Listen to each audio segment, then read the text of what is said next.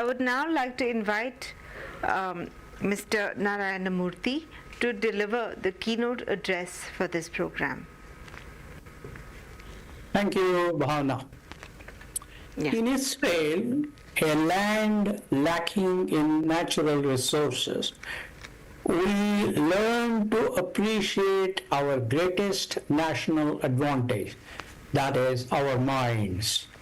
Through creativity and innovation, we transformed barren deserts into flourishing fields and pioneered new frontiers in science and technology. This is what late Shimon Peres, the much respected leader of Israel, once said. Such is the power of new, stunning ideas for every nation that today we are all waiting with bated breath to find out who the 6 young scientists chosen by the Infosys Science Foundation are and what their seminal ideas are to make this a better place for you, for me, and for the entire world, to borrow the words of Michael Jackson. Congratulations to the winners. History tells us that India was a leading nation, leveraging the power of ideas in mathematics, astronomy, engineering, medicine, and surgery. From the Vedic times till the multiple invasions of our country by tribal leaders from Afghanistan and Uzbekistan during the period 780 to 1520 AD, and the later arrival of the British colonizers. History also tells us that the rulers from Afghanistan and Uzbekistan did not have much appreciation for science, medicine, and mathematics. The British conquerors sporadically encouraged our desire to do aspirational and imaginative work in mathematics, astronomy, engineering, medicine, and surgery, but our progress was naturally slow. Thus, the Indian youth was held back in their adventure from advancing in science, mathematics, engineering, and medicine, in enhancing the power of observation of nature, in curiosity, in inferencing, in critical and analytical thinking, in innovation and invention, and in problem definition and problem solving. Between 1000 AD and 1947 AD, a period of about 1000 years. That, my friends, is a long period indeed. The plan to revive the power of science, technology, engineering, and mathematics, popularly known as STEM, to solve the problems of our nation, started after we obtained independence 77 years ago in 1947.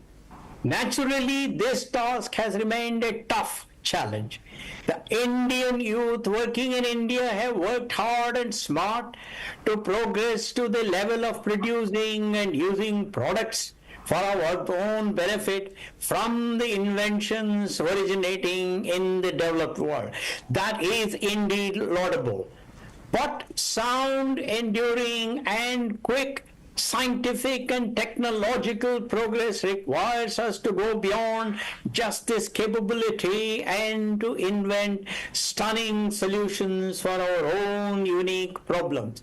Global academic history tells us that good governance, academic freedom, meritocracy, encouragement, respect, admiration, and adequate financial support from the government form the vital engines for getting back to the glory days of India in science, medicine, engineering, mathematics, and other areas.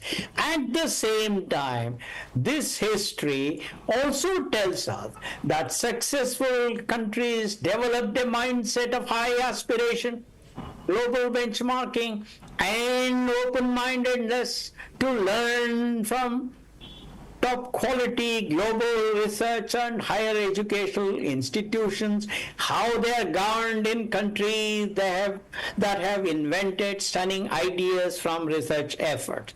My friend, Singapore is a good example of such a success. We may want to study the case of Singapore.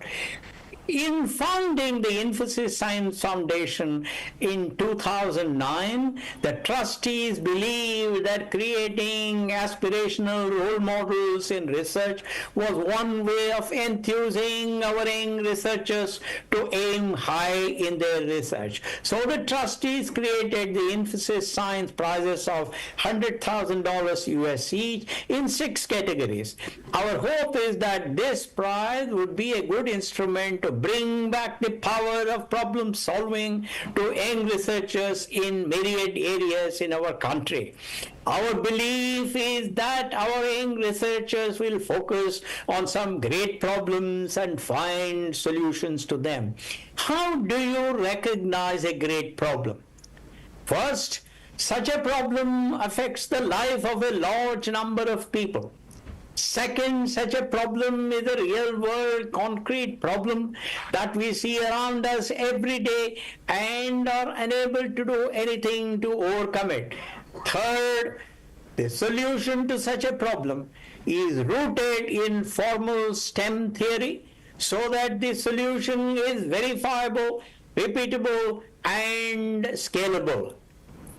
Let me substantiate my definition of a great problem with some examples from my own field, that is computer science. I will take just 3 examples out of the large number of problems whose solutions have made a huge difference to the world in the last 70 to 90 years. I have chosen them for 2 important reasons. First, the 3 stunning ideas I will talk about were created only through the power of imagination of educated and fertile human mind. They did not require any expensive equipment and laboratories. This certainly suits us well, in India. Second, the solution to these problems were invented 25 years or so after we in India started our focus on STEM education and research in 1947. I have met a few of these inventors and observed their thought process. These extraordinary global inventors give me confidence that our own brilliant youngsters too can solve some seminal problems that beset India. Here are the 3 examples that I wanted to talk about. The first, of course, is the page ranking algorithm that was invented by Larry Page and Sergey Brin, 2 PhD students at Stanford University in 1990. It has brought revolutionary speed to web searching. Today, it is difficult to imagine a world without Google search. Second, human beings like gossip and they like to exchange secrets. It is easy for human beings to pass on secrets by whispering to each other. However, these are the days when millions of classified information must be transmitted quickly from one computer to another on open communications lines without any danger of any unauthorized person or unauthorized computer making a sense of it. This knotty problem was solved independently by 3 groups of computer scientists. The first group, that is Professor Whitfield Diffie and Professor Martin Hellman, came with the Diffie-Hellman key exchange protocol in 1976 for public key encryption. Ralph Merkle did similar work as an undergraduate student at Berkeley, But the world ignored his work until later when Merkel worked with Professor Hellman at Stanford for his PhD. The second group is GCHQ, that is the British Intelligence Agency. This group had developed a similar solution independently and earlier than the US researchers, but this research was kept classified at that time. The third group, of course, Ronald Rivest, Adil Shamir, and Leonard Adleman, came out with the now famous RSA public key crypto systems or encryption system in 1978. Thanks to these three groups, you can send a secret on a postcard today. We have all listened to, third one is, we have all listened to MP3 audio, watched MP4 video, seen JPEG pictures, and downloaded zip files. These are compressed versions of their original creations. Without such data compression, it would have been very time consuming and in some cases nigh impossible to transmit them from one computer to another.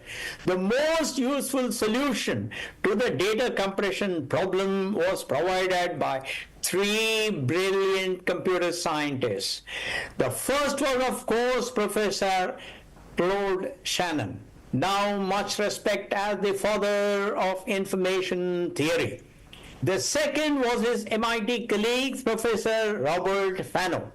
The third was David Hoffman, who was a student in Professor Robert Fano's class. Hoffman created this earth-shaking algorithm to solve a homework problem given by Professor Robert Fano in the class. What an extraordinary achievement. Why do I believe that these three earth-shaking algorithmic inventions show us the path to India's success? That is because these inventions happened in my own adult lifetime. I know a few of these inventors. I have visited every one of the institutions where these three mind-blowing ideas were created by their faculty and students. I am familiar with how these institutions are governed and managed.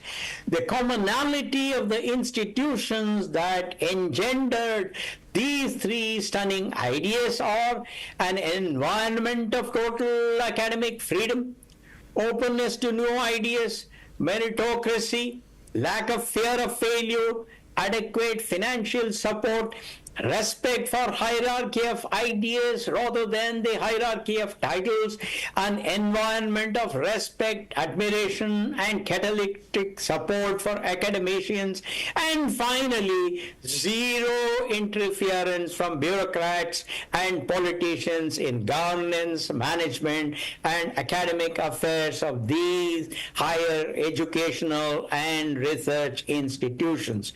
Folks, I am pleased that our country too has started creating such an environment so that our young researchers can succeed in bringing fame to our nation.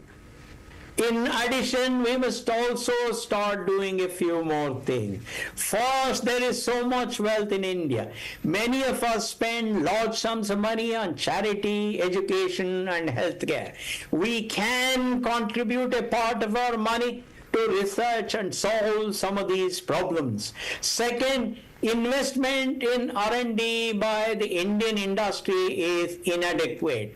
Somehow the Indian companies do not think of breakthrough in world-class products and creating inventive ideas as part of their strategy. I hope this too will happen in the course of time.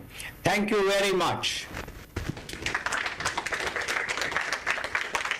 Thank you.